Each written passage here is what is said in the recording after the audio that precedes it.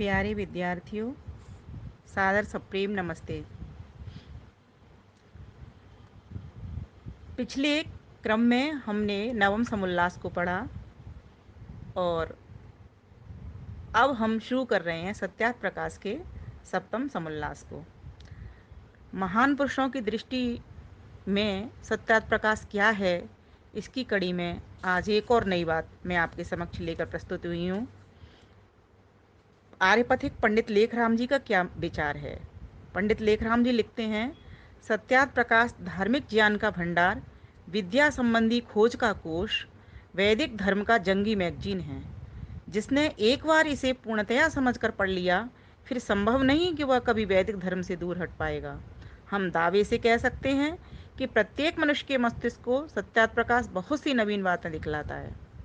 सत्यार्थ प्रकाश मत मतांतरों की अविद्या में सोए हुए पुस्तकों को जगाने का काम देता हुआ उनको मत मतांतरों के आलस्य का त्याग कराकर वेद सूर्य के दर्शन के लिए पुरुषार्थी बना देता है।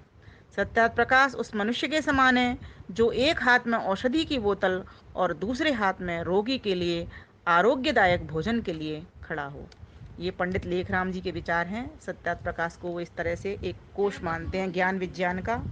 कहते हैं जिसने एक बार पढ़ लिया, समझ लो उसने अपनी दवाई भी कर ली और भोजन भी कर लिया। मीन्स अब शरीर से भी वो स्वस्थ हो गया और मन और आत्मा से भी वो बलिष्ठ हो गया। तो जो व्यक्ति सत्यार्थ प्रकाश को पढ़ता है उसके साथ क्या होता है, वो इस दुनिया के सुख को तो प्राप्त करता ही है ज्ञान विज्ञान के द्वारा, और परमात्मा सुख को भी वो प्राप्त कर लेता है, क्योंकि अब वह शरीर से, मन से और आत्मा से सबसे फिट हो जाता है, सबकी औषधि जान जाता है। तो आइए आज हम बात रखते हैं इस सप्तम समुल्लास के भीतर। जैसा कि भूमिका में बताया था कि ईश्वर और वेद विषय है, तो आज ईश्वर का विषय महर्षि दयानंद सरस्वती कहते हैं। ऋग्वेद और यजुर्वेद दोनों के इसमें मंत्र लिए गए हैं। 4 मंत्र ऋग्वेद से लिए हैं और 1 मंत्र यजुर्वेद का लिया है। तो आइए कुछ मंत्रों के साथ में स्वरचित काव्य भी हो जाएं तो आपको आसानी हो जाएगी विषय को समझने में।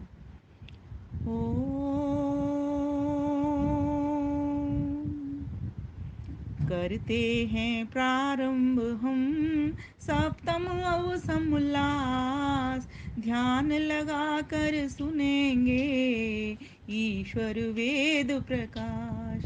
ईश्वर वेद प्रकाश, प्रकाश मीन्स ज्ञान। तो महर्षि दयानंद सरस्वती कहते हैं वेदों के आधार से कैसा है वो ईश्वर। तो कहा, ऋचो अक्षरे परमे व्योमन यस्मिन् देवादि विश्वे निषेधो यस्तन्न वेद किमृचा करिष्यते य इत्तद विदोस्त इमे समासते। ये ऋग्वेद का मंत्र है और ये मंडल पहला मंडल है। उसके सूक्त 164 से मंत्र संख्या इसकी 39 दी गई है। तो इसमें कहा गया है, जो दिव्य स्वभाव गुण कर्म और विद्या से युक्त है, पूर्ण देव विद्या से युक्त है, पूर्ण देव उसमें ही लोक लोकांतर सब विद्यमान सर्वत्र टेक। आकाश के समझो व्यापक है, आकाश की भांति जो व्यापक है, सब देवों का देव है वो ईश्वर, सब देवों का देव वो है ईश्वर। जो नहीं जानते नहीं मानते नहीं ध्यानते नास्तिक चर, नास्तिक हो फिर दुख में रहते, जो चाहे सुख तो सुखी रहें, जो चाहे सुख तो सुखी रहें, छोड़ें वे नास्तिकता पहले, आस्तिक हो ईश्वर मुखी बने, आस्तिक हो ईश्वर मुखी बने। उनके लिए वेद क्या कर लेगा, उनके लिए वेद की ऋचाएं क्या कर लेंगी जो वेद को नहीं मानते। जिस वेद को कि सभी लोग मानते हैं, जो कि परमेश्वर की वाणी है, जो कि सनातन वाणी है, स्वतः प्रमाण वाणी है, स्वतः प्रतः प्रमाण वाणी है, ऐसी वाणी को जो नहीं मानते उसके लिए फिर वेद की ऋचाएं क्या करेंगी। इसीलिए जो व्यक्ति सुखी होना चाहते हैं वे वेद को, शब्द प्रमाण को जाने माने और उसी के आधार से अपना ज्ञान करें, उसके बाद ईश्वर को प्रत्यक्ष करें।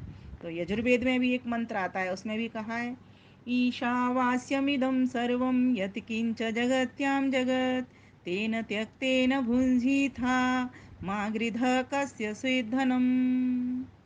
मैं कण कण में रहता हूँ, कोई जगह न मुझसे खाली है, कोई जगह न मुझसे खाली है। जितने भी लोक लुकांतर हैं, उनमें सब मेरी लाली है, उनमें ही सब मेरी लाली है। करे त्याग पूर्वक जो भोग, लालच न लोभ जो करता है, लालच न लोभ जो करता है। समझ मुझे धन का मालिक, सुख रूप में वही विचरता है, परमानंद वही विचरता है। फिर ऋग्वेद के 10वें मंडल का मंत्र दे दिया है स्वामी जी ने, उसमें भी यही बात कही गई है। ओम अहम भुवं वसूनः पूर्व्य पतिरहं धनानि संजयामि शश्वतः। मां हवन्ते पितरं न जन्तवो, अहं दाशुषे विभजामि भोजनम्, अहं दाशुषे विभजामि भोजनम्। तो इसमें क्या कहा गया है? मैं ही सारे धन का स्वामी, शत्रुधनों को जीतने हारा। जैसे पिता को पुत्र बुलाते, वैसे सब प्राणियों का प्यारा, वैसे सब प्राणियों का प्यारा। जो भी दानशील यजमान, उनको अन्नादि ऐश्वर्य से भरता। मुझसे बड़ा न कोई ऊपर, मुझसे ही सब जग सुख भरता, मुझसे ही सब जग सुख पाता। मैं ही समस्त धनों का मालिक हूँ, मैं ही समस्त लोक लोकांतरों का आधार हूँ। सभी मुझसे ही ग्रहण करते हैं, सभी मुझसे सब कुछ पाते हैं, धन विद्या बल सब कुछ मुझसे ही पाते हैं। इसीलिए मैं ही सबसे बड़ा हूँ, न मेरे समान कोई है और न मुझसे कोई ऊपर है। ये वेद में परमात्मा ने अपनी वाणी में अपने बारे में कहा है। फिर आगे मंत्र आता है ऋग्वेद का ही। ओम अहम इंद्रो न पराजिज्ञ, ईधनं न मृत्यवे अवतस्थे कदाचन। सोममिन्वा सुन्वन्तो याचता वसून, मे पूरव सख्येरिषाथन, मे पूरव सख्येरिषाथन। धन स्वामी में इंद्र पिता, नहीं कभी किसी से हारा जाता, नहीं किसी से मारा जाता, नहीं किसी से मारा जाता। मम पुत्रों को साथ जिलाता। मैं ही तो धन का मालिक हूँ, मैं ही इंद्र हूँ, मेरा ही नाम इंद्र है। मैं एक ही हूँ, कोई अलग नहीं हूँ कि कोई दूसरा ईश्वर हो। मैं ही ऐश्वर्यवान हूँ। सभी लोक लोकांतर प्राणी चर अचर जगत, जड़ जगत और चेतन जगत सब मुझसे ही पाते हैं। मैं किसी से हारता नहीं हूँ। हरा तो मैं सकता हूँ, लेकिन मैं किसी से हारता नहीं। मार तो मैं सकता हूँ, लेकिन मैं मरता नहीं। मैं मेरे पुत्र भी जो अच्छे हैं, जो सोमपान करने वाले हैं, उनको मैं अपने साथ रखता हूँ, उनको मैं जीवन दान देता हूँ, उनको मैं अमृत पिलाता हूँ। जो भी सोम की करते चाहत, उनके लिए तैयार खड़ा। जो भी चाहते हैं सोम का पान करना, मैं उनके लिए हर समय तैयार खड़ा रहता हूँ, उनको मैं सोम पिलाने के लिए तैयार रहता हूँ। और जो मेरे और जनों की भी सेवा करते हैं, उनके लिए भी उस अपेक्षित मांग को भी पूरा करने के लिए मैं तैयार रहता हूँ। जान व्रत कर मित्र मुझे ही, भर लो शुभ पुण्यों का घड़ा, भर लो शुभ पुण्यों का घड़ा। मैं ही तो तुम्हारा मित्र हूँ, मुझसे ही दोस्ती कर लो। मैं ही तुम्हें शुभता की ओर ले जाने वाला हूँ, मैं ही तुम्हारे पुण्यों के घड़े को भरवाने वाला हूँ। जो व्यक्ति इस तरीके से मुझे समझ लेता है, मुझे ऐश्वर्यवान इंद्र कह करके पुकारता है, वो व्यक्ति फिर कभी किसी से न तो हारता है और न किसी से वो मारा जाता है। ऐसे पुत्रों को मैं हमेशा अपने साथ रखता हूँ, वे ही मेरे अमृत पुत्र होते हैं। उन्हीं को मैं अमृत पिलाता हूँ और उन्हीं की ही मित्रता में मैं मित्र बन करके रहता हूँ। और उन्हीं के ही शुभ पुण्यों द्वारा मैं उनके घड़े को भरता रहता हूँ। इस लोक का भी सुख देता हूँ और परलोक का भी मैं उनको सुख प्रदान करता हूँ। अर्थात मैं समस्त कारण और कार्य जगत का अंतिम कारण मैं ही परमपिता परमात्मा हूँ। ये सिद्ध कर दिया ईश्वर ने वेद की वाणी में कि मैं ही हूँ। फिर एक मंत्र और है, इसमें भी यही बात कह दी है। ओम अहम दागृणते पूर्व्यं वस्वहं ब्रह्म कृणमं मह्यं वर्धनम्, अहं भुवं यजमानस्य चोदिता, अयज्वनः साक्षि विश्वस्मिन् भरे, अयज्वनः साक्षि विश्वस्मिन् भरे। यह भी ऋग्वेद मंडल 10 के सूक्त 49 के मंत्र संख्या पहला है। इसमें भी यही कहा है, मैं दाता हूँ इंद्रदेव यज्ञवर्धक को तो भर भर कर दूं। जो यज्ञों को बढ़ाता है, यज्ञों को आगे आगे ले जाता है, उनको तो मैं भर भर देता हूँ।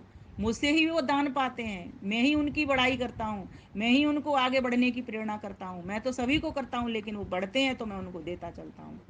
करता हूँ हर कर्म प्रशंसनीय, जो अयज्ञशील उससे तो छीन लूँ। और जो लोग अच्छा कर्म करते हैं, प्रशंसा के लायक कर्म करते हैं, उनको तो मैं खूब देता हूँ, उनकी स्तुति से खुश होता हूँ। और जो लोग अयज्ञशील हैं, जो दान नहीं करते, यज्ञों को आगे नहीं ले जाते, उनसे तो मैं उनके धन को भी छीन लेता हूँ। अर्थात हर संग्राम में उनको पराजित मैं ही करता हूँ।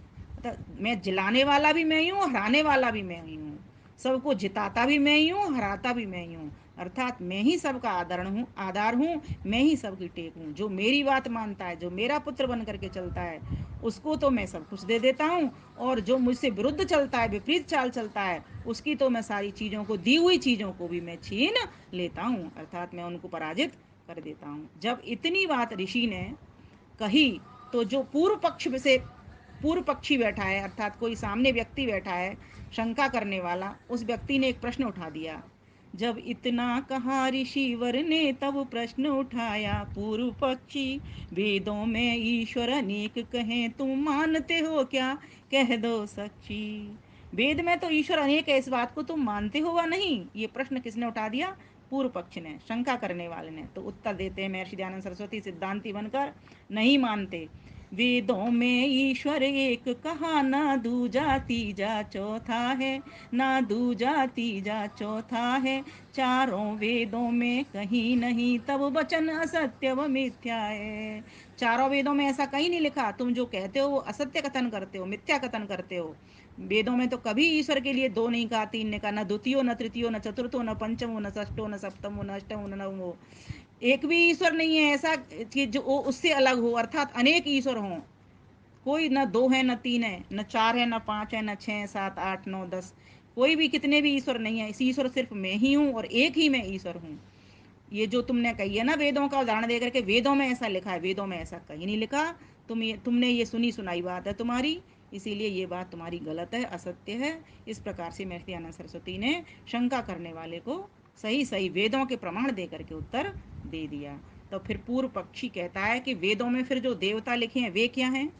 अब इसका उत्तर हम भाग नंबर 2 में देंगे। तो आप तैयार रहें, इसको तैयार करें जब तक, पहले समझ करके, फिर आगे का विषय अगली कड़ी में सुनाया जाएगा। धन्यवाद, नमस्ते।